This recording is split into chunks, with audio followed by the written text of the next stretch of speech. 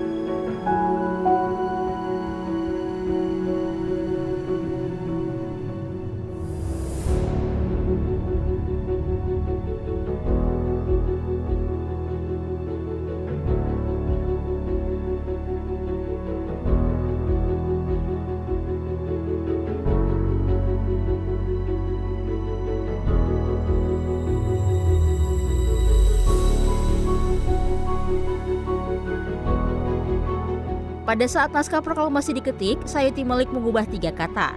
Pertama, kata tempo menjadi tempo. Kedua, kata wakil-wakil bangsa Indonesia menjadi atas nama bangsa Indonesia. Ketiga, penulisan hari, bulan, dan tahun. Naskah proklamasi baik asli maupun hasil ketikannya menggunakan tahun 05 yang merupakan singkatan dari tahun Jimmu Jepang 2605 yang pada kalender Masehi sama dengan tahun 1945. Perdebatan sempat terjadi dalam proses perumusan naskah ini. Para pemuda yang berada di ruang pertemuan meminta agar teks proklamasi bernada keras. Beberapa kata yang dimaksud adalah penyerahan, dikasihkan, diserahkan, atau merebut. Namun akhirnya dipilih pemindahan kekuasaan dan diselenggarakan yang dinilai lebih halus. Sempat juga menjadi pertanyaan siapa yang seharusnya menandatangani naskah proklamasi tersebut. Pergulatan dan pemikiran itu memang terjadi, dan kita tidak bisa memungkiri bahwa berbagai pemuda waktu itu sekitar 40 atau 50 pemuda yang hadir tentunya kan tidak dalam satu pemikiran ya. Itu tadi akhirnya ditempuh yang tadi secara musyawarah dan mufakat atas inisiatif dari beberapa tokoh pemuda, bahwa yang disetujui adalah Soekarno dan Hatta sebagai wakil dari bangsa Indonesia untuk menandatangani naskah proklamasi itu. Teks proklamasi ini menjadi simbol puncak perjuangan Indonesia dalam melawan penjajahan selama kurang lebih 350 tahun. Proklamasi menjadi tanda bahwa bangsa Indonesia menyatakan merdeka dan bebas dari segala bentuk penderitaan akibat penjajahan.